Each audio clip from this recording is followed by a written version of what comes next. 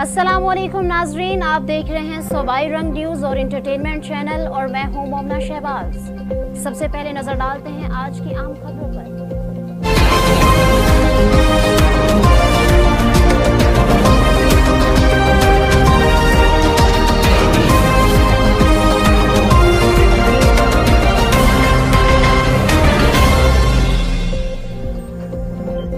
अस्सलामुअलैकुम नाजरीन, आप देख रहे हैं सूबाई रंग न्यूज़ और इंटरटेनमेंट चैनल और मैं हूं मोमना शहबाज। सबसे पहले नजर डालते हैं आज की आम खबरों पर।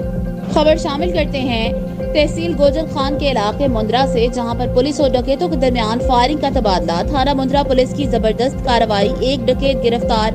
रात गई मोटरसाइकिल सवार डकैतों की पुलिस पार्टी पर फायरिंग के दौरान एक डाकू जख्मी हालत में गिरफ्तार, जबकि 2 डाकू नजदीक रेस्क्यू 1122 की इमारत में दाखिल हो गए और अंधेरे का फायदा उठाकर मौके से फायरिंग करते हुए फरार हो गए। गिरफ्तार डाकू के कब्जे से कुछ देर कबल शहरियों से छीने गए मोबाइल और असलहा बरामद हुआ। गिरफ्तार जख्मी डाकू की शनाख्त मोहम्मद इकराम के नाम से हुई। मुलजिमान 2 जगह वारदात के बाद एक और वारदात करने की कोशिश में थे कि पुलिस ने नाकाबंदी करके रुकने का इशारा किया।